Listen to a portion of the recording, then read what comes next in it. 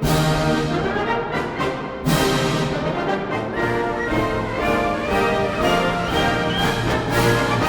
afternoon, everyone. I'm Jim Ramsey from the Lexington Veterans Association, and I'm happy to welcome you to a presentation on major tank battles of World War II.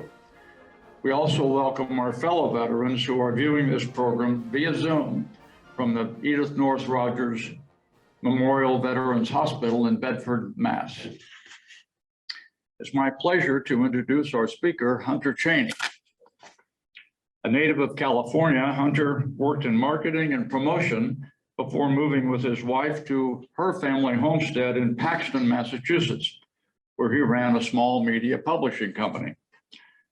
A chance photo of a B-24 Liberator aircraft introduced him to the Collings Foundation in nearby Stowe. Coming from a family of pilots, Hunter was intrigued. He joined the Collings Foundation as marketing director in 2006, where he's planned and managed their very successful Wings of Freedom annual tour of their historical aircraft. The foundation visits 110 cities across the US and displays aircraft such as the B-17, B-24, B-25 Mitchell, B-51 Mustang, and P-41 Warhawk to over 4 million viewers. Major program.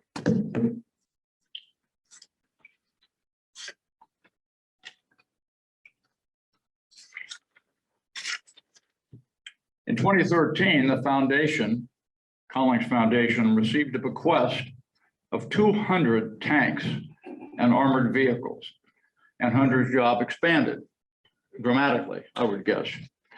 The Collings Foundation decided to create a museum to share these treasures. The American Heritage Museum, located in Hudson, Massachusetts, opened to the public in 2019 with Hunter Chaney as Director of Marketing and Communications. Their philosophy is, quote, if you read about history, you might remember. If you experience history, you tend not to forget it. So without further ado, please welcome Hunter Chaney.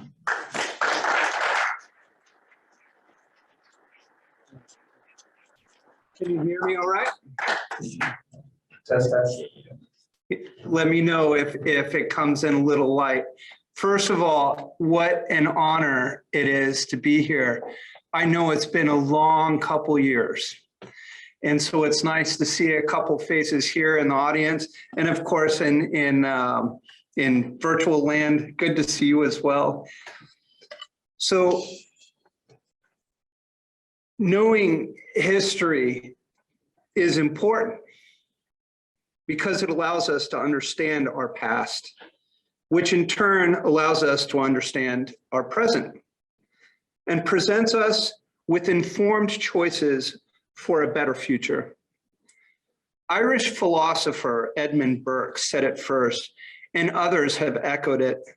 Those who don't know history are condemned to repeat it.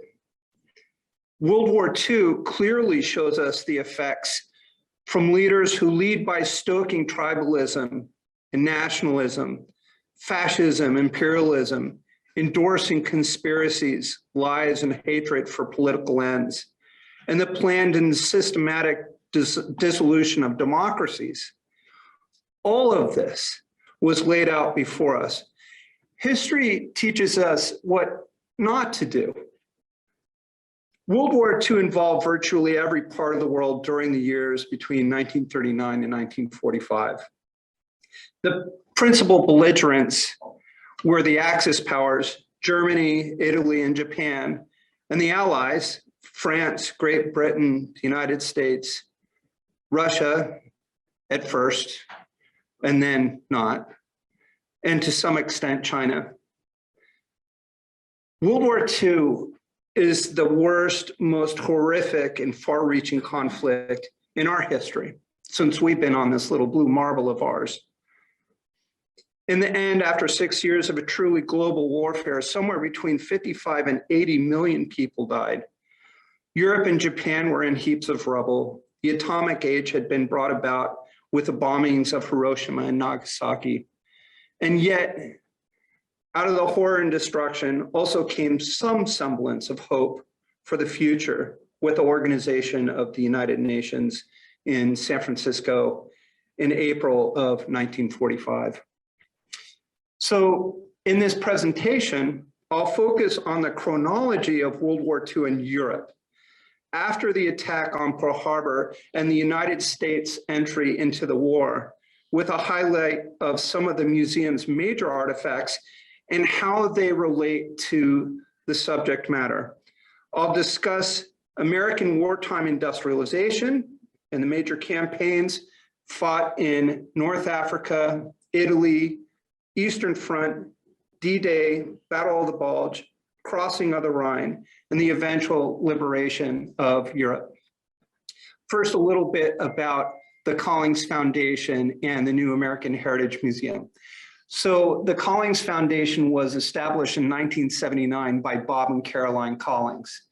The goal, the purpose of the foundation is the preservation and exhibition of very major historical artifacts. We're talking major as in planes, tanks, large machines with a lot of moving parts. So we specialize in the restoration of these artifacts and also in the management of living history events. What we strive to do through our programs is not only engage people in history, but we also want to provide exciting learning moments that motivate people to want to learn more. So here's a picture of the New American Heritage Museum. And this fellow is Jacques Littlefield. So Jacques Littlefield in his lifetime had amassed the world's largest privately held collection of tanks. So imagine tucked away up in the hills of Portola Valley was warehouse after warehouse filled with tanks. You just can't believe it. And so when the Wings of Freedom tour would come into the Bay Area, into the Mountain View area, we knew Jacques. We said, oh, Jacques, come on down, show off a tank with the aircraft. So we would have representation of the ground war and the air war of World War II. Think of it very much like an interactive flying memorial for our World War II veterans, and now we have a tank to show off as well. Jacques passed away in 2009, and in 2013, his family and foundation had selected us to receive the entire collection of tanks. So as an educational foundation, this is almost to the tune of, here's a herd of elephants. What do you do with a herd of elephants? So then we set to designing the New American Heritage Museum. So the museum opened in 2019. Here's a picture of our Gulf War exhibit in the museum. This is also a picture of our Clash of Steel exhibit. What's really interesting about this particular museum, first of all, the collection itself is absolutely jaw-dropping. Can't believe it. It's so unique to North America. There's many artifacts in the museum are the only ones in North America, and also a couple that are the last that remain in the world. But what makes it so unique is how the museum is laid out. So we follow the chronology of American history from the Revolutionary War all the way through the Civil War into World War I, and then into World War II. It goes from that point into the Korean War, Vietnam, Gulf War, all the way up to current time. Here's a picture of Rob Collings, who is the president of the museum, in front of the T-34-85 that's part of our Clash of Steel exhibit. So immediately after the United States entered the war in December 1941, after the attack on Pearl Harbor on December 4th, 41, virtually our entire industrial infrastructure was devoted exclusively to the war effort. So here in this exhibit, this is the first thing people will see when they come out of our War Clouds exhibit onto the main floor. This is the Arsenal of Democracy exhibit. So coined the Arsenal of Democracy by President Franklin Roosevelt, we completely changed our industrial infrastructure towards the war. When the government ordered car manufacturers to stop producing cars, they focused much of their production on aircraft, tanks, like you see here, B-24 Liberators, which you might remember that mention of how I got to discover the Collings Foundation was by chance of seeing a picture of the B-24, which we operate, which happens to be the last fully operational flying B-24 in the world. So basically, Ford focused much of its production on aircraft, primarily the B-24. The most mass-produced aircraft, of course, is that B-24. Cadillac made many components for engines for tanks and armored vehicles. Dodge and Packard built engines for fighters and bomber airplanes. Buick, which you see this car here, had built this car in 1941. They stopped all civilian car production and switched to making engines for bombers, armored vehicles, and tanks. Buick went on to make more than 74,000 radial engines for the B-24s.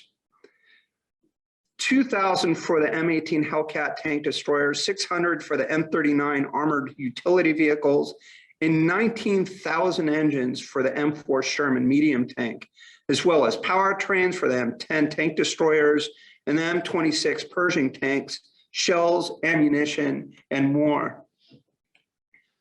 So following that same thing, here's an interesting picture in the Arsenal of Democracy. So see the similarities? So this basically highlights how, as a country, we completely stopped building all civilian goods. Everything went towards the war effort. And here is the last model Buick that came off of Buick's line before they stopped production and started making things towards the war effort. So had it not been for our industrial ingenuity and geographic isolation and our ability to produce tanks on such a massive scale, the outcome of World War II would have been entirely different. Had it not been for bombing campaigns and far more war goods and weapons and access to fuel, again, the war could have been different. So here's another picture of the Arsenal of Democracy where we've mimicked the manufacturing environment for an M4 Sherman tank. So just like in the wartime, everything has to come together to one point, but it's staggering to think just how many of these tanks were made in the course of 4 years. So as the United States gets attacked by the Japanese in Pearl Harbor, we're officially into World War II. So on the museum floor, half of the museum is World War II in Europe. And the first place that you start in this section of the museum is in North Africa. So here's a picture of our North African exhibit. So we immediately sent forces out to repel the Imperial Japanese forces from their expansion in the Pacific. In the European theater, we sent forces to Britain and from the south through the North African theater. The North African campaign of the Second World War took place from June 10th, 1940 to May 13th, 1943. Started by Italy's declaration of war on June 10th, 1940, the battles were initially fought by British and the Commonwealth forces against the Italian and German units.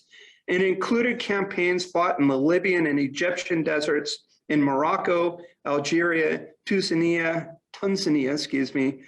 The United States, having joined the Allies, began direct military assistance in North Africa on May 11th, 1942. This was a fight for resources. in the area of supply and shipping control through the Suez Canal. So this is a M3 Lee medium tank. It's part of the North African exhibit. It was used by both American and British armored units early on. The British referred to theirs as the Grants. The M3 had a fortress-like appearance. You can kind of see as an early version of the tank just how tall and massive this tank is. They were quickly out-technologied by modern tank designs. So the M3 didn't last too long. It had multiple guns on every level, and the main gun is a 75 millimeter. Just next to the M3 Lee was the Matilda. So again, this is in the North African exhibit. This is a British infantry tank, has heavy armor. The Matilda II was an excellent infantry support tank, but with somewhat limited speed and armament. It was used only as the British tank to serve from the start to the end of the war, although it is particularly associated with the North African campaign. Like many other British infantry tanks, the armor of the Matilda was the heaviest of its era. Although slow, the Matilda proved highly effective against German and Italian tanks in North Africa. Here's a picture of the Matilda in the North African campaign. So this is a Leichter Panzer wagon, also known as the 222. This is a series of light four-wheel drive armored cars produced by Nazi Germany from 1935 to 1944. This is one of two that remain in the world. Used by the reconnaissance battalions of the Panzer divisions, the type performed well enough in countries with good road networks, like those in Western Europe. However, on the Eastern Front, and particularly in North Africa, where good roads were mostly non-existent, it was hampered by its relatively poor off-road performance.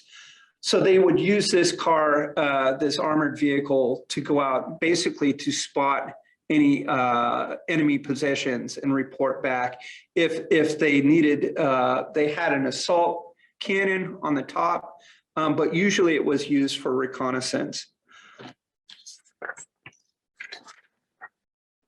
So again, now again, we're rolling chronologically through the museums. So the next stop, after we go out of North Africa, of course, the Allied forces start to come up through Italy.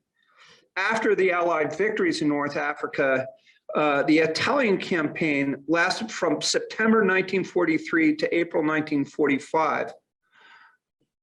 It's estimated that some 60 to 70,000 Allies and over 100,000 German soldiers died in this campaign. The invasion of Sicily in July 1943 had led to the collapse of the fascist Italian regime and the fall of Benito Mussolini, who you see here, who was imprisoned on July 25th, 1943.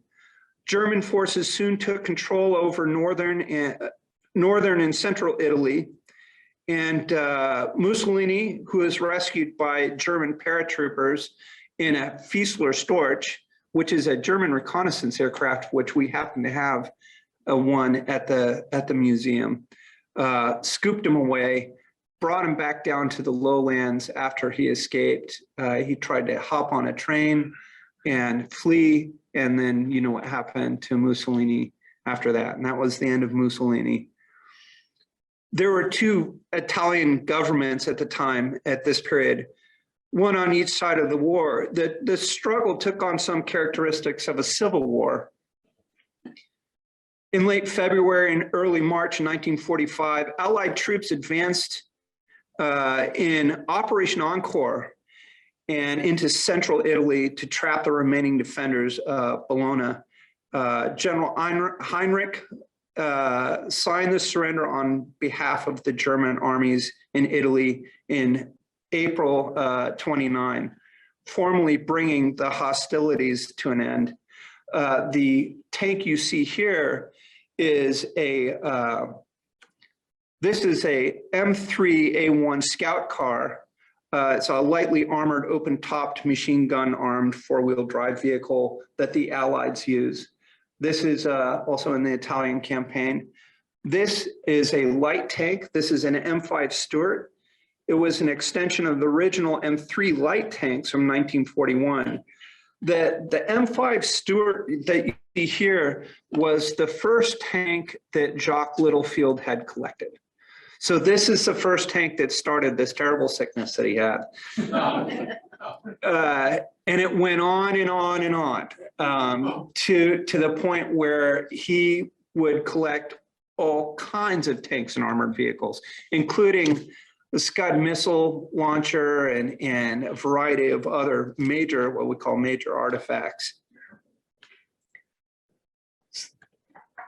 This is a Volkswagen Kübelwagen, also known as a tub car or bucket seat car. This is a lightweight German military vehicle designed by Ferdinand Porsche around 1938. The Volkswagen Type 128 Schwimmwagen, which you see here, this is an amphibious four-wheel drive off-road vehicle. Amphibious meaning you can drive it on the road, or you can also drive it onto a lake or through rivers. Has a propeller in the back. So these were, of course, used by German forces. This Type 166 is the most numerous mass-produced amphibious car in history. While, so again, chronologically, while we were pulling out of Italy and the Italian campaign is fully raging, you have the battles between Russia and Germany after Operation Barbarossa. So during this time, Russia and Germany were somewhat partners, and it wasn't until Operation Barbarossa that changed the dynamic of their relationship. Then they weren't friends anymore. Hitler wanted what was called Lebensraum, which is living space for the Germans, and hence his invasion into Russia. So along the Eastern Front, in the Clash of Steel, of course, Germany launched Operation Barbarossa on June 2nd, 1941. So Adolf Hitler had argued in his autobiography, Mein Kampf, for the necessity of Lebensraum in acquiring new territory for Germans in Eastern Europe, and particularly Russia. He envisioned settling Germans there while exterminating or deporting most of the existing inhabitants to Siberia, while using the remainder as slave labor. The battles on the Eastern Front constituted the largest military confrontations in history. They were characterized by unprecedented ferocity, destruction on a massive scale, mass deportations, and an immense loss of life due to combat, starvation, exposure, disease, and massacres. Of the estimated 55 to 80 million people who died during World War II, over 30 million of those occurred along the Eastern Front. The brutal fighting on the Eastern Front was a decisive factor in the defeat of Nazi Germany. Had Hitler not invaded Russia, but instead put efforts into the alliance with Russia, the outcome of World War II would have been entirely different. So part of the Eastern Front exhibit, the tank you see here is a Russian tank. This is a T-34-76 medium tank. This is the mainstay tank of Soviet tank forces throughout World War II. This example is the only one on public display in North America. At the beginning of World War II, the T-34-76 was considered vastly superior to Germany's tanks, primarily because of its firepower, mobility, sloped armor, and sturdy build. The T-34-76, with its subsequent variations, which I'll discuss in a little bit, is the most mass-produced tank of the war, and it consequently suffered the most losses. During World War II, over 44,000 T-34-76s were destroyed. It's a staggering number to think about that. The standard German anti-tank guns could not penetrate the T-34's frontal armor. So along with that, we'll talk a little bit about the German tanks. So this is a German Panther tank. This is what I kind of look at as Jacques' crown jewel. He finished this restoration just before he passed away from pancreatic cancer. It's fully restored, and it did run at one time. I don't think we'll be running it anytime soon. But the Panther tank was one of the most feared tanks of World War II. The Panther tank first saw combat in the Battle of Kursk. Then it served in Eastern Europe, Western Europe, and Italy. Its heavily sloped and thick frontal armor, more than 4 inches thick, made it difficult to destroy from the front. The long-barreled 75-millimeter gun allowed it to destroy most Allied tanks in one shot at a very long range. The Panther had excellent Zeiss optics, providing good vision for an entire crew and a panoramic rangefinder for the commander. The Panther incorporated new technologies such as the application of the paste-like hard coating to cover the armored surface called Zimmerit. I'm not sure if you can really see much, but you see a little texturing to some of the tank. That's Zimmerit. This prevented magnetic anti-tank mines from attaching to the hull of this tank.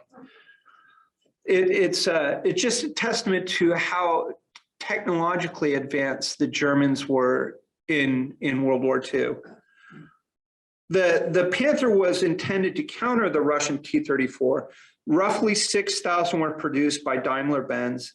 The first production Panther tanks were plagued with mechanical problems. The engine was dangerously prone to overheating and suffered from connecting rod and bearing failures. Actually, the tank was over-engineered, and that made it difficult to keep running. The interleaved road wheels made replacing the inner road wheels time-consuming, and a whole bunch of other factors. It made it a difficult tank to operate, but when it did operate, it was very lethal. This was a real effective tank that the Germans used.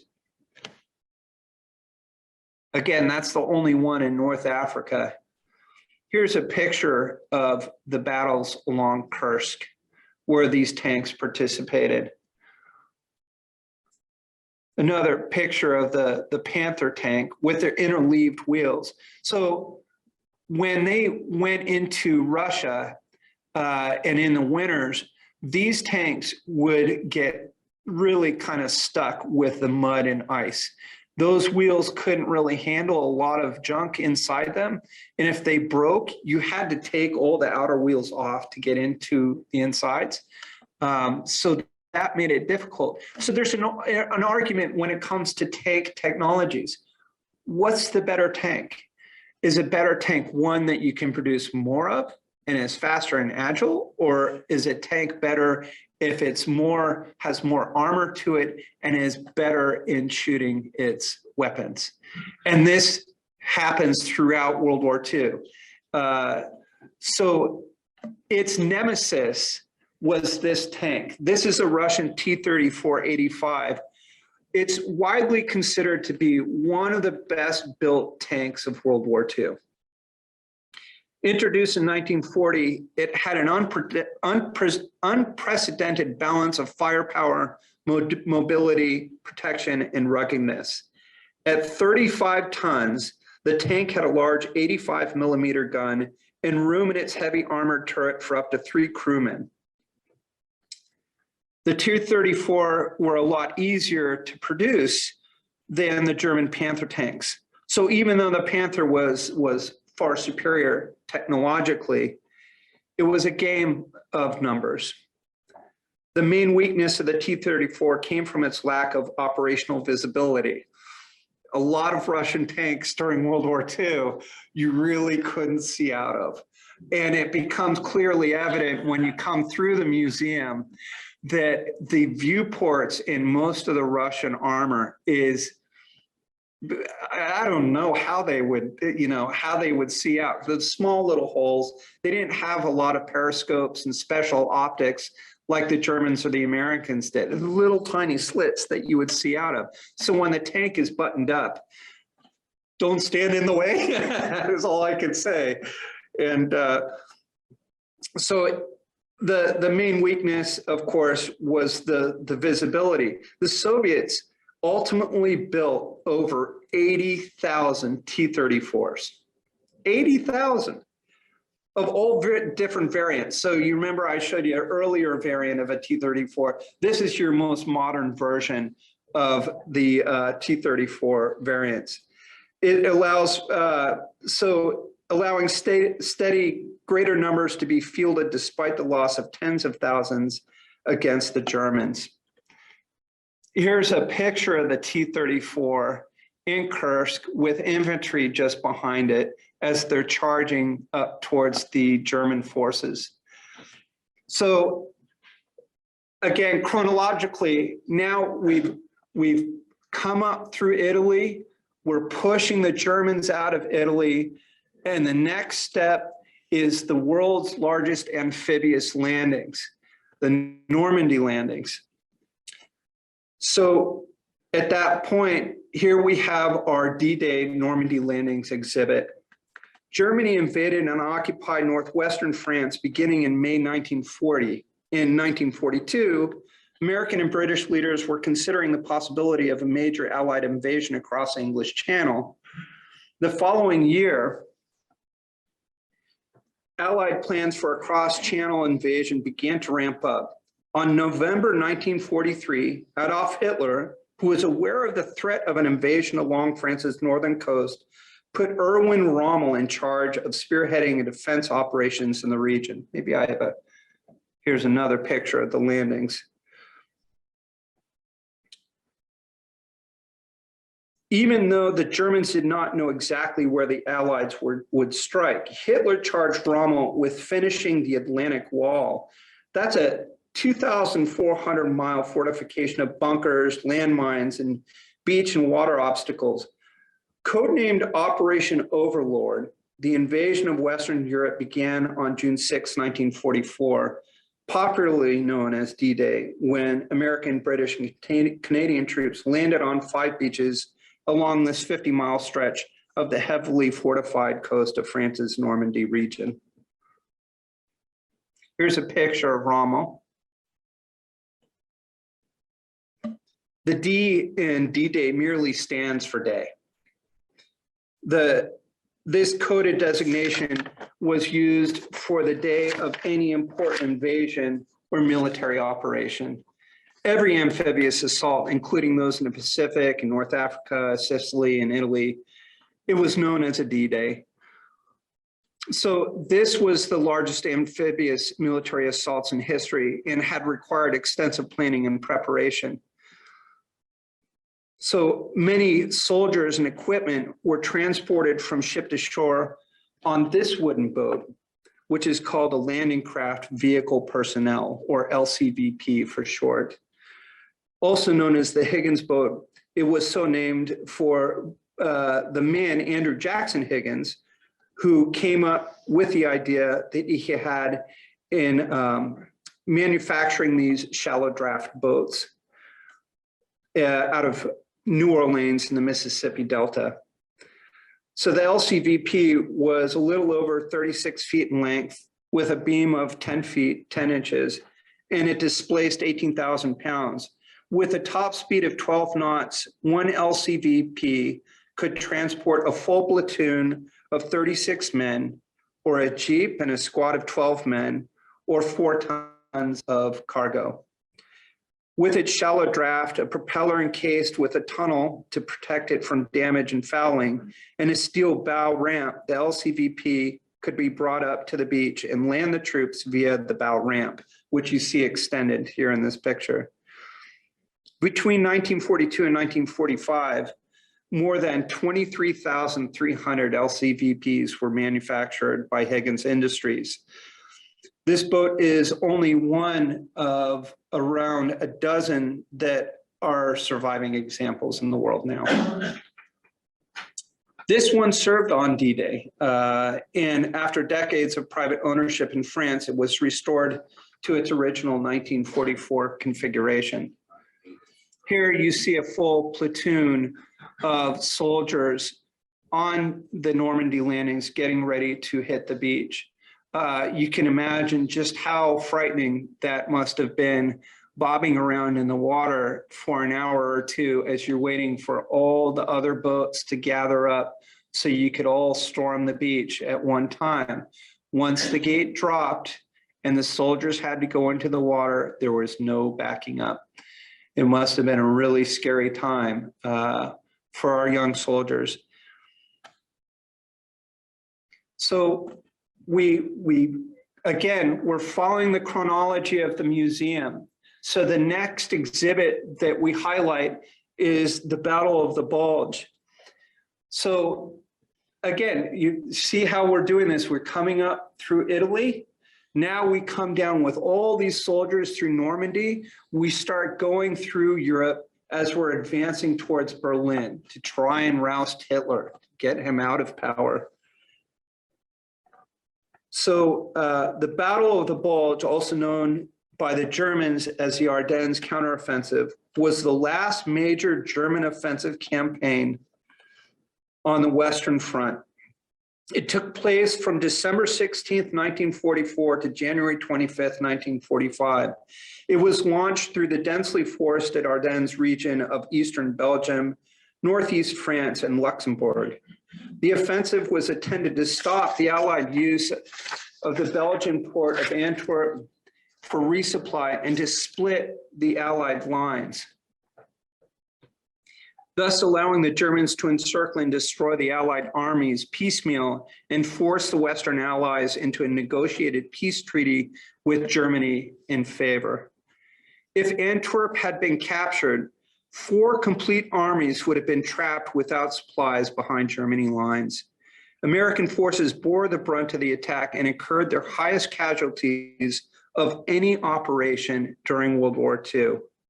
The battle also severely depleted what remained of Germany's armored forces. The Germans' initial attack involved some 410,000 men, just over 1,400 tanks, tank destroyers and assault guns, 2,600 artillery pieces, 1,600 anti-tank guns, and over 1,000 combat aircraft. Between 63 and 98,000 Germans were killed during the Battle of the Bulge.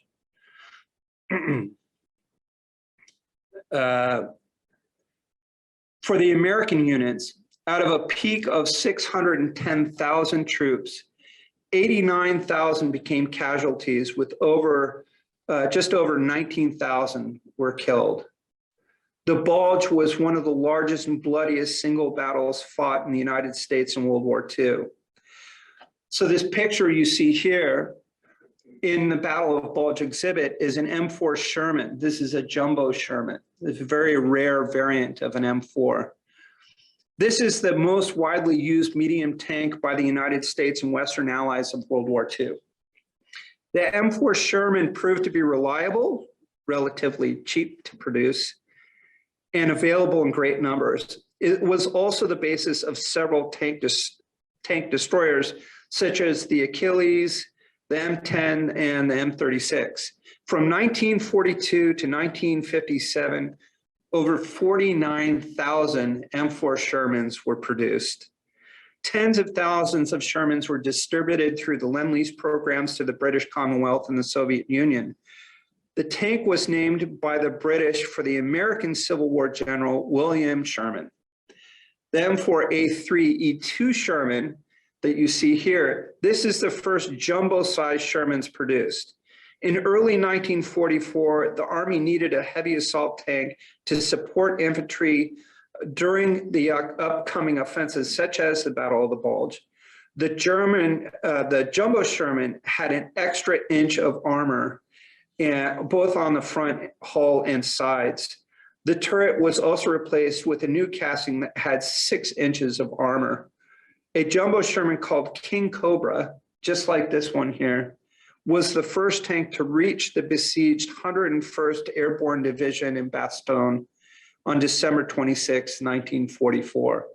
So imagine you're in Bastogne, you're completely surrounded by the Germans, and then all of a sudden you see this tank coming down the street, and this tank, along with all the troops behind it, helped liberate the 101st and then stop the bulge where they were getting surrounded. They were able to break through that to continue on through Europe.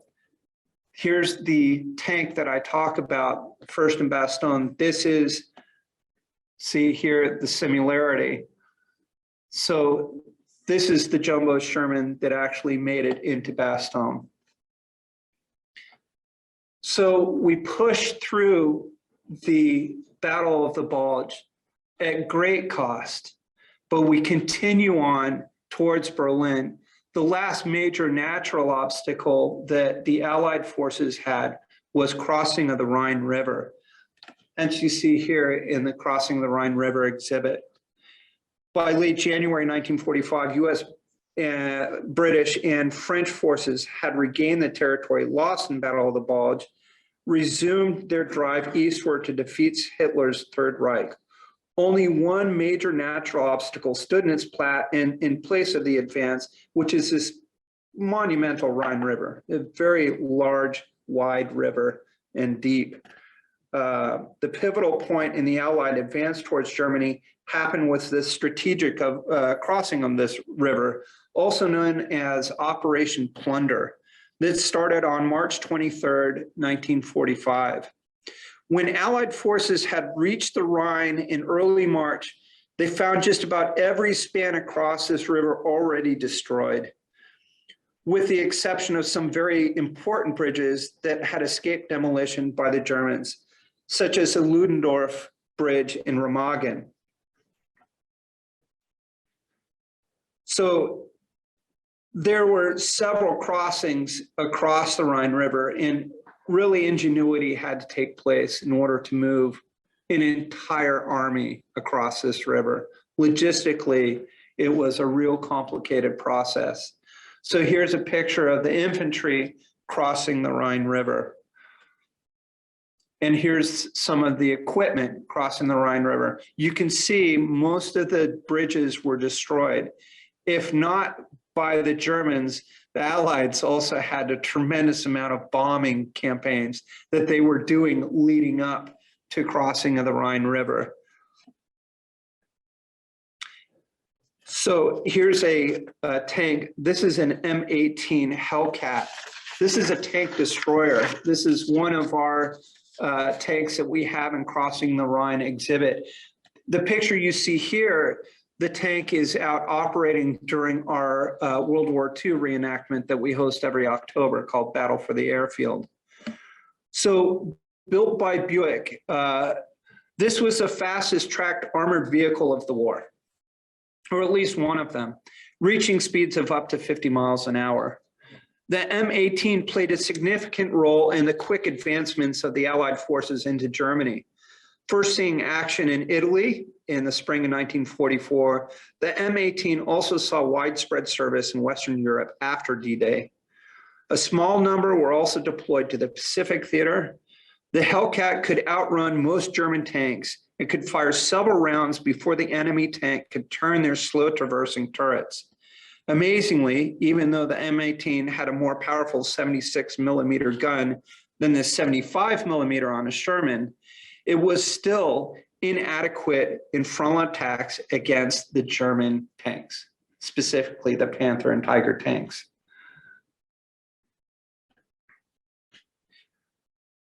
This is an A-34. This is a British tank. This is the only one on public display in the United States. It's really rare to have such a rich and detailed history about one single military artifact, such as this A-34, excuse me. accounts of its service came from Barry Weston. So he was the son of Stan Weston, who was the original loader operator of this specific tank. Mr. Weston was part of the Sea Squadron that was involved in action at Lochum, northwest of Hanover, Germany. His regiment continued its advances crossing the Aller River on April 15th with the elements of the 11th Armored Division liberated. They eventually went off to liberate the Bergen-Belsen concentration camp. One of the many grim discoveries the Allies came across as they were going through Europe. So we finally break through the Bulge. We get all the forces across the Rhine River, and now we come to the Battle for Berlin. The Battle of Berlin designated the Berlin Strategic Offensive Operation by the Soviet Union, and known as the Fall of Berlin, was one of the last major offensives of the European theater in World War II. On April 16th, 1945, Soviet forces attacked from the north, east, and south. Over the course of the next week, the Red Army gradually occupied the entire city. The IS series of heavy tanks were developed by the Soviet Union during World War II as a successor to the KV series. The IS acronym connotates with the anglicized initials of Joseph Stalin. These heavy tanks were designed with thick armor to counter the German 88 millimeter guns and carried a main gun capable of defeating or striking through the Tiger I, Tiger II, and Panther tanks. They were mainly designed as breakthrough tanks, firing a heavy, high explosive shell. I'll take a moment here to clarify a misnomer or to clarify a historical note. Tanks are not safe. They're not comfortable. They break down a lot. When you're a crew member in a tank and you're in battle, the first thing the enemy sees is your tank. So there, when you go into a battlescape, all of the firepower is concentrated to the tanks. So they were usually the first to go.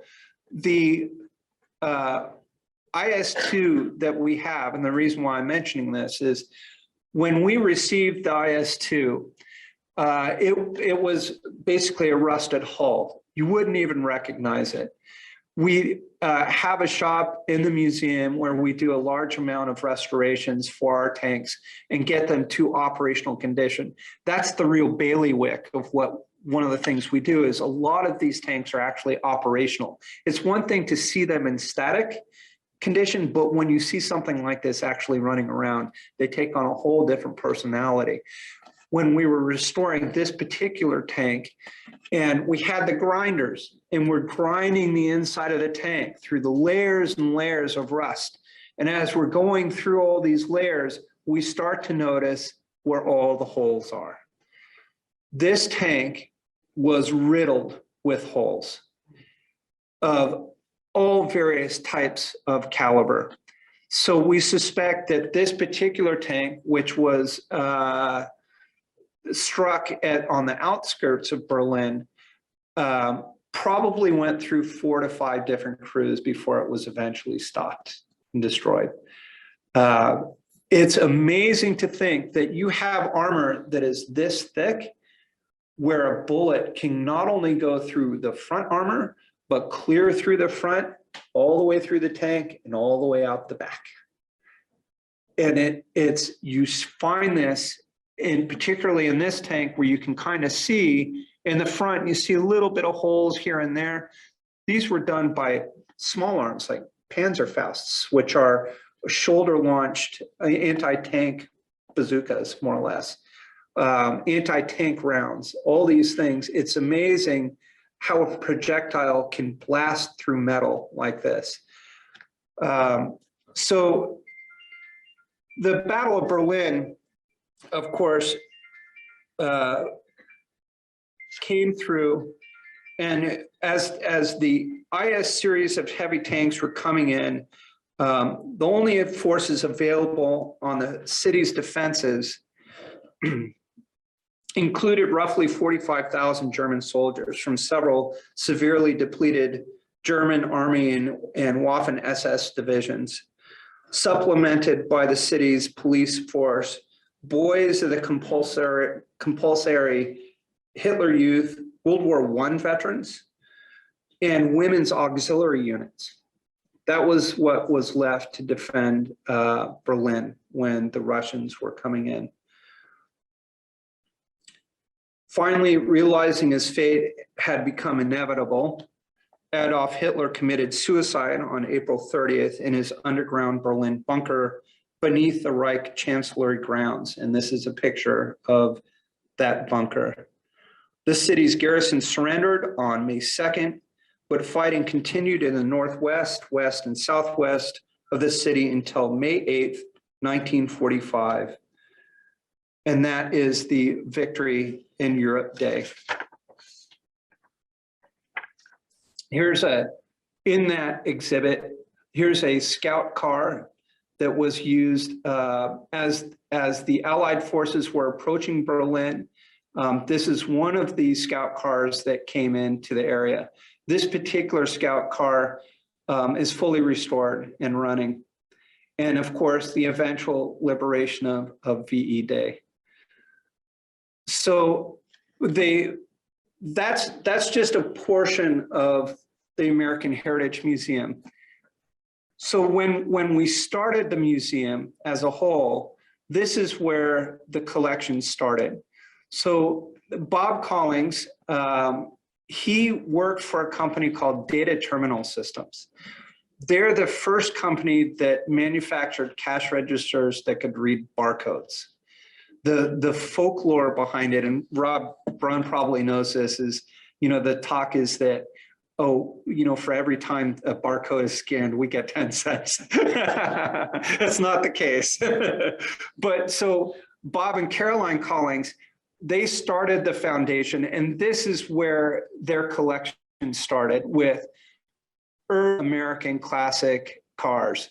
So this is a picture of some of our classic car barn that we have on the grounds. This is open during our select event weekends that we have through the course of the summer and springtime. And of course, the one thing that we really look forward to doing every year are our living history events. So starting in actually just a couple of weeks in May, we have what's called a World War II tank demonstration weekend, where a lot of the tanks come out and we parade them around with historical narration behind it. So as people see the tanks moving through, that they have an opportunity to see the tanks. But what's so fascinating about it is, here's a Sherman tank, and you see one going by, and that's interesting. But what makes it even more interesting is when you have a World War II veteran who actually served in that tank as part of Patton's army telling you about how smelly the socks were. That's, to me, that is the greatest part to what we do as a museum, is we really strive to make this history come alive. When people get excited, they want to learn more. They, like, holy mackerel, what was that? It's something you always remember. With the Wings of Freedom tour, when you're touring in the aircraft or you're flying in them, something you never forget. When you're in see a tank, let alone drive in one, so we have a driving program in this tank. Do you remember who James Gardner is? So he's the actor from Rockford Files, did a couple other things. He was in a movie called Tank. So this is early 1990s, I think it was, or late 80s. James Gardner plays the part of this old codger who's on a tank base, and he pretty much lives out of this tank.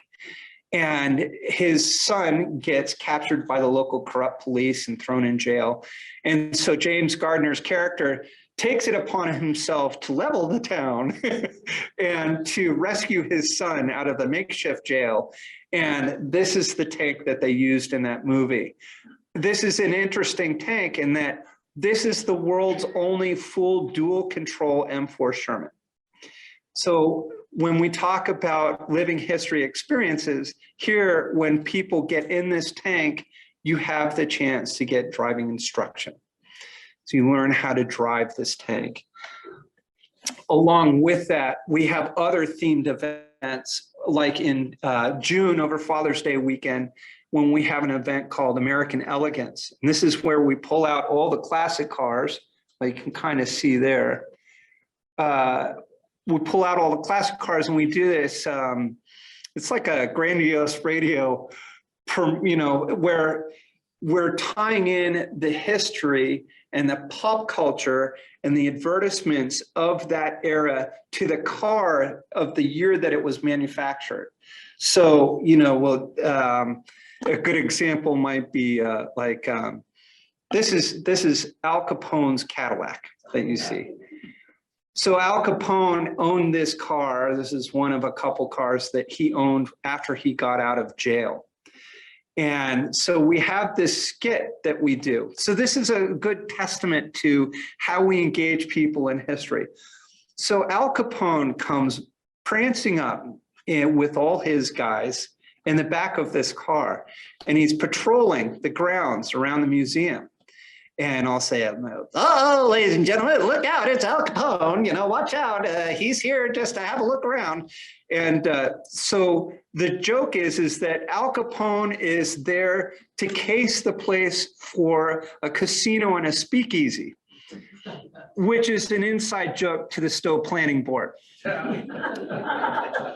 So Al Capone comes waltzing up, and then there's a car comes tearing down the runway, which is a 1940s Massachusetts state police car, a real one. And outside of the window is a guy with a hand crank siren, and he's doing this, and he's trying to get Al Capone to pull over. And this is in front of the audience, right? Everyone's looking. They're all, what's happening? And I'll say, yeah, folks, look away, it's Al Capone. And so he gets pulled over in front of the audience. So the state trooper comes out and says, are you Al Capone? And he says, no, I'm not Al Capone. And he says, where's Al Capone? So he's like, all right, hold on. They go back in the car. Who gets out? Al Capone. So he says, are you Al Capone? He says, yeah, I'm Al Capone. What do you want? He says, that's right. Stay right here. And trooper goes back to the trooper car. And you hear him whispering in there. And who gets out but Elliot Ness? So here we're talking about the FBI. We're talking about prohibition, organized crime, specifically in Chicago. We're talking about Elliot Ness's efforts to curb organized crime. And then Elliot Ness comes up and he says, Al Capone, I have you on the worst crime in America. And Al Capone's like, what do you got? Nothing. He says, oh, I've got you. Tax evasion. He says, you have nothing on me. You got nothing on me, copper. And there's a loud thumping sound. And they're looking around, and Al Capone's like, what? Nothing. Loud squirrels. I have no idea what this is. And Elliot Ness says, open that trunk. And they go around and reluctantly open the trunk. And who comes leaping out but Al Capone's accountant? All tied up with all the tax documents, right? So they arrest Al Capone on tax evasion by being able to capture him just in time before his accountant was wearing cement shoes, right? While we're looking at this, we're fully engaged. When we go home, we're learning something. It's the same thing when people go through this museum. One thing is clear, time is connected. History begets history begets history. There's a clear connection in all of this. Here's a picture of our hangar. So this is, now keep in mind, this gets into our aviation. We'll head on into the left. How much time do I have left here? Just a few minutes. Few minutes, okay. So this hangar was built to start the restoration on the B-24 Liberator. It's properly stowed. So the main entrance is Hudson, and you cross into Stowe proper to get to the hangar. Here's a picture of some of the historic aircraft that we operate as part of the Collings Foundation. Keep in mind that the Collings Foundation operates one of the world's largest collections of operational historic aircraft. Some are here in Massachusetts, some are in Texas, California, Florida, scattered elsewhere, depending on our use for the aircraft. So with the machines, a lot of things that we do, again, is a continuation of our living history events. This is called Race of the Century, where we highlight the chronological advancements of transportation technologies through a series of races. So this stagecoach you see there is an 1867 Concord stagecoach that we have on display inside the hangar. This is on loan from the Wayside Inn, longest, oldest functioning inn in the United States. It was once owned by Henry Ford. So we talk about this particular stagecoach that actually serviced routes in Worcester. And then comes along this novelty, which is called the automobile. So we have a 1904 Franklin that comes down, and he proclaims that this is the future of transportation. And so he challenges the stagecoach to a race. But before we start to race, down comes our women's suffrage. So this is someone from the women's suffrage movement who proclaims that not only can she beat this novelty of an automobile and the stagecoach, but she can beat them on a bicycle, and one day, they'll be able to vote. Again, we think of this as kind of the finest form of edutainment. So here are our Wings of Freedom Tour aircraft. And some of you might know that the middle plane, the B-17 Flying Fortress 909, we lost in an accident in Connecticut. Quite unfortunate happening. We're still reeling from that quite a bit. We have been restoring a second B-17 for many years now, which we'll have operating soon. And we hope to start touring again. So the accident happened in 2019. And so our tour has been on hiatus since that point. The second B-17 that we're operating came from the Evergreen Air and Space Museum. You remember the old film Thunderball? So the James Bond film. So Sean Connery plays the part of 007, and he's in the small dinghy. And he looks over at his damsel and he says, honey, I have to go, and puts up a balloon with a tether. And this plane comes flying by and pops him right out of there, scoops him right out of the dinghy. That's this B-17 that we're restoring right now. The ability to fly in these aircraft is by far one of the most effective means to engage people in World War II history. So we really hope on doing that again soon. So that completes my presentation on the American Heritage Museum. One thing that I really encourage you to do, if you haven't been there yet, please come visit. It's extraordinary. I just touched on what is inside the museum. So I really encourage you to come visit or come to one of our living history events. I left some verbiage on the actual event, so please come visit.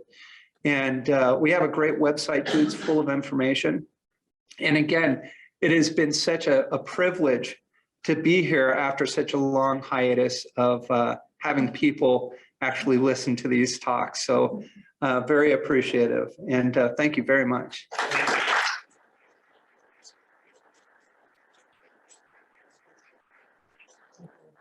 Oh, you bet. I think there's Let me just questions.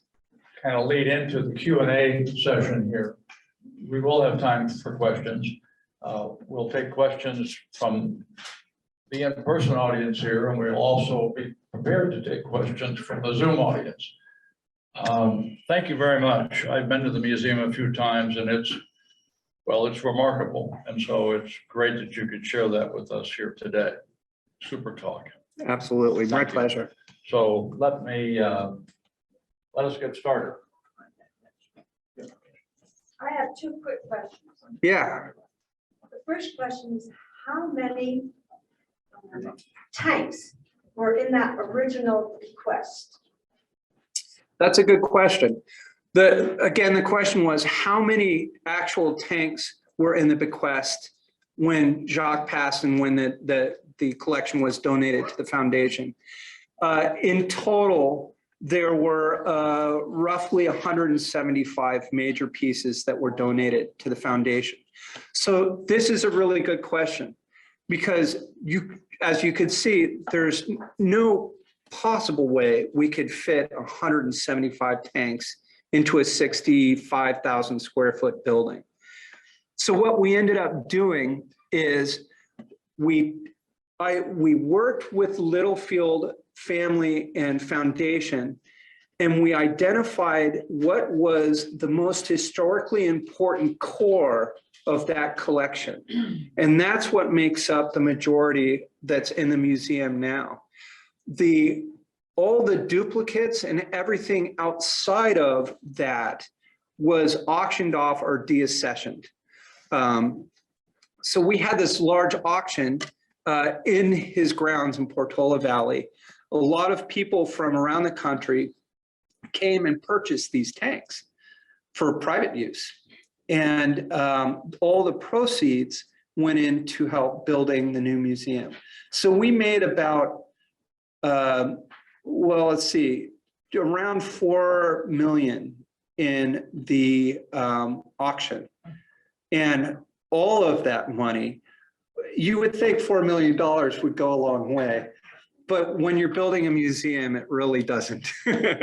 And so we set to task as far as what we would do with this historical core of this collection. And that's how we came up with this kind of a chronological layout to the museum. Yeah, good question. My second question is, how does that T-34, I think it was, the Russian tank that you described earlier, how does that compare to the tank that the Russians are losing in Ukraine? Good question. So we have a T-72 tank that's in our Cold War exhibit. The T-72 tank is like what you're seeing in the news now as Russia comes through Ukraine.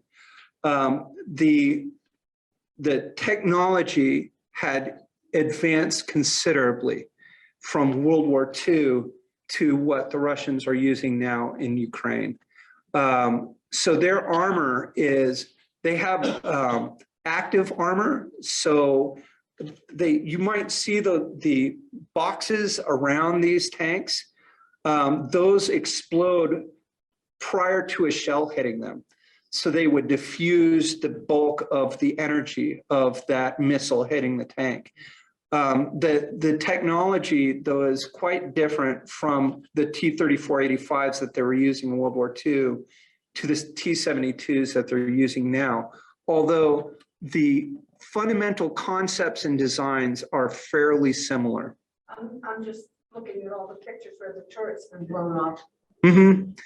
Yeah, specialized weapons help in that, penetrating weapons. And usually the armor is the thinnest at the top of the turret. Hence you see most of the weapons going in from above. I thought as far as questions go, I thought we'd alternate with the Zoom audience. There is one question so far from Zoom, and it's Oh, sure. how do you get a tank and how much does one cost? Well, that's a good question. It's like, how do you get a car and how much does a car cost? You know, a tank, there are tanks for sale around the United States of varying condition. Mostly they're American M4s, a couple of German tanks you might find out there that private collectors have.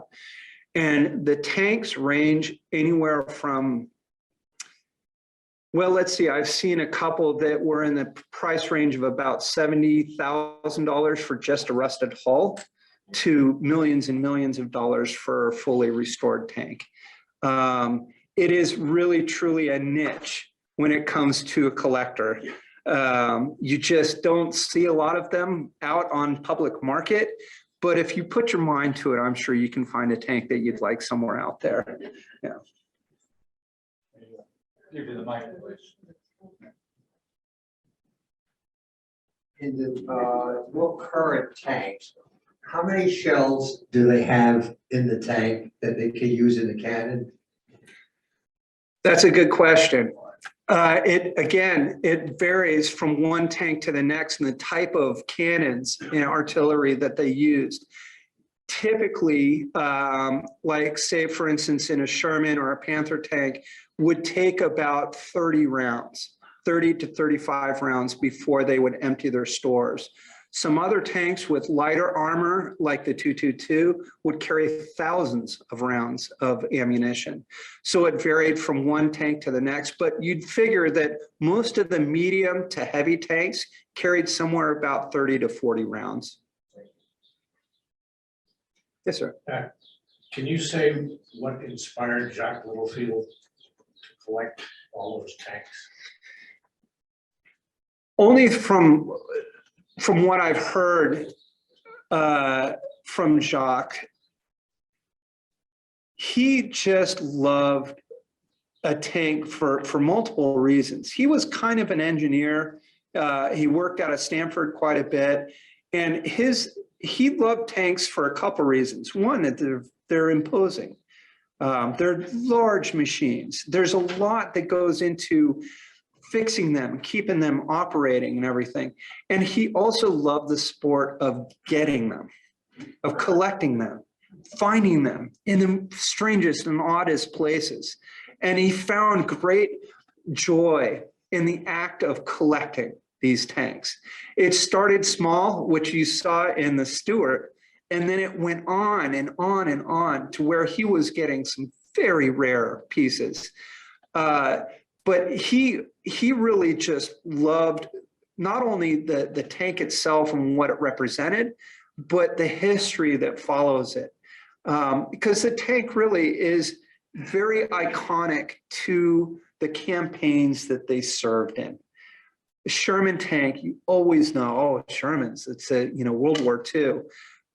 He loved the history that they represented. And he was a fascinating fellow. And just really took to heart not only the challenge of acquiring the tank itself, but also the joy of seeing the veterans come out and see the tanks, and the educational prowess that comes with that. Another question? Jim, I can, Jim, there's a question over here. Yeah. I just want to tell you that I've been out to see the race of the century a couple times, and it is really, really fun. You're sitting, bring your lawn chair, you sit right alongside the runway. So the stagecoach, our coach is turning with a beautiful team of horses just right in front of you. And I've never seen anything like that before. I've never seen a stagecoach actually maneuvering right in front of me. And then racing old cars, old horse-drawn vehicles, then some really high-speed motorcycles, and then 1930 or so race cars. The old winner always gets to go on the race again, and then they bring out some airplanes to race the winner. And so the airplanes are just taking off right next to you. It's really fun. And the next reenactment, I understand, the next historical event is Bunker Hill. Right. I think you ought to mention that. Just tell us a little bit about Bunker Hill, when it is, and so forth. And the other thing that's fun about this is during these events, the tank museum is open, the old car museum is open, and the hangar of all airplanes is open. So you could really get there early and spend a great day. Really, really fun. I love it. You know, I've been working for years and years running businesses, and you probably touched on it a little bit, where I had no idea that this place existed. Frankly, still a few people know it's there. We just opened in 2019, the major museum, and COVID hit, and it just walloped us for years. But I had no idea just how far-reaching this foundation is. We have a constituent database of about 100,000 people. These are active people who follow us and are part of what we call our family.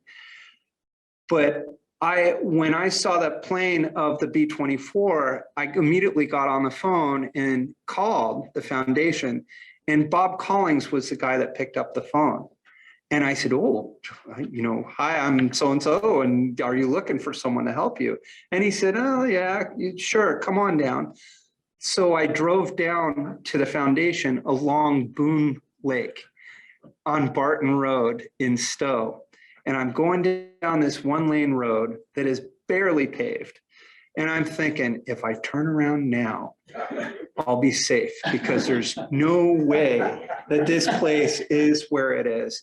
But we've since expanded the grounds to the new museums. It's on 100 acres. And we have a 2,200-foot airstrip in the back. And we do all of our reenactments, like the one coming up in July. This is going to be an absolutely stunning Revolutionary War reenactment based off the Battle of Bunker Hill. And we take that same kind of mojo that we have with the World War II reenactment, and now it's going to be in the Revolutionary War era. So there'll be a lot of effects that come along with that, and experts. So we have people from the Dr. Joseph Warren Foundation will be there. People from the Bunker Hill Monument will be there and engaging people. And what's so neat is that the encampments are set up just like they were during the Revolutionary War. So you're learning the life of a soldier by exploring through these camps. So it's something we're definitely looking forward to. That's great. Why don't we try another question from our Zoom? Yeah, there's one, it's from Gresh Lattimore. So who would you say are the best tank commanders in World War II? He suggested Patton for the United States, Rommel for Germany, and Sukhov for Soviet Union. Yeah, I concur. I think you've basically stated the top three. I find Patton's character and grit as being particularly alluring. Also, I know of, like, for instance, when we do our tank demonstration weekend coming up in just a couple weeks, we have Alfred Consigli, who was part of Patton's army, who will be there to talk to people. Patton was, he was such a charismatic leader. And so he really inspired a lot of tanker units to push through what would seem to be suicide. He also was one of the first that fully indoctrinated a full Black unit of African Americans called the Black Panthers. So he did some things that were unconventional for the time, but it was his character and belief in the soldiers that were under him that really inspired them to continue the charge, particularly through the Bulge, which is the hardest part for Patton, I think. And yeah, so good question there. But I think Patton on the American side is probably one of the most iconic leaders in that. Yeah. Rob, yeah, you have a question? We have this one and another Zoom one, and that maybe wrap it up. Okay, great. Could you just briefly explain the logistics of getting a tank or multiple tanks from California to Massachusetts? Because I'm sure you just can't FedEx them. I had no idea. None of us did. None of us had an idea of how we were going to move over 80 tanks across the United States. So the first thought was, well, we'll put them on boats and container ships and go through the channel, through the canal and up around to the eastern seaboard. But that just didn't look safe for the tanks. It didn't look like a good option and wildly expensive. So then we thought, well, okay, let's think about by rail. We'll pull them through rail. No way that's going to happen either, because as we had found out is, as you might know, each state has different rail lines, different companies, each operate the rails. So what ends up happening with a lot of the cargo that travels across the United States on the rail line, it typically will go to a station, will sit at a station for several days, if not weeks, then be transferred to another string of cars, go to that next area, and then do the same thing all over again, all the way across the United States until it eventually reaches the East Coast. That's not a viable option for us either, particularly too, because these are really rare military pieces and they are left in yards that in some cases are unattended. So you might see a lot of the tagging and stuff that happens on some of the cars that you see on railways. We didn't want that happening to the tanks. So the only way we could do it was by truck. So I have this quick story. I know I'm running a little bit out of time, but I think you'll find this amusing. So I'm on my way to work and I'm pulling into Hudson and there's a side street and Main Street and I'm at a T. So here's Main Street. Here's me driving up to the Main Street at a T at an intersection. And as I'm sitting, waiting at the light, I see a police car go by. Then I see a pair of motorcycles, state trooper motorcycles go by. I'm thinking, oh, that's unusual. And then on the other side, I see a car coming up and there's someone who is in the car who had locked up the brakes and came to a screeching, smoking halt in the middle of the intersection. And this woman gets out of the car and is looking down the road. Of course, I'm at a T. I can't see down what's coming. So she's staring there, right? While this is happening, a car behind her screeches up, almost right in back of her. That guy gets out of the car, doesn't even acknowledge the woman that's in front of her, and is looking down the road. A couple more police cars go by, and there goes one of our tanks. So I follow our poor driver all the way to the museum, and he gets out of the truck, and he says, "You can have this. I don't want any more of this." This was a real adventure, and every single tank was like this, where the tanks are on a flat bed with a wide load and all this, and we're driving down the freeway, and people would pull in front of the trucks and slow them down so they would stop, so they could ask them what was on the back of the truck. 1 out of every 3 tanks had the same experience. So it took us over 2 years to move the tanks from California to Massachusetts. Every tank has its own little mini adventure. Keep in mind that every state has different rules regarding loads and weights. So not only did it take just the true grit of being able to drive these tanks across, but also we had to go through a full procession of paperwork for each state that we would cross in order to do that. When we were designing the building, when we were designing the museum, we were also working with the town to try and get a building permit to build the museum, the new museum. The town's contention was that museums were not educational. So knowing that, that we had this to remedy, to deal with. We knew we had a little bit of time to work. And that's when we sent a crew out to Jacques' facility, Dick Moran and a bunch of guys, and they went all through the tanks, restored a lot of them, got them all ready, got the ones ready for auction. And he and a group of about 5 other guys were tasked with moving these tanks onto the flatbeds and across the United States. Eventually, the town relented and said, well, yeah, maybe some museums are educational. Then we were able to build. So by the time we got the building permit, everything was sealed up. We had everything already baked like a pie. So it just came time to the eating. And so by the time that we got the go, we had the full museum exhibits, the floor plan, everything down. So it's just a matter of following the recipe to build the museum, which took about a year of time. And then we opened up shortly after. Yeah, wonderful. I think we're going to wrap it up there. We're just about out of time. Hunter, thank you so much for this. Yeah, getting us back in the library again was a great talk. Thank you. Absolute pleasure. Thank you.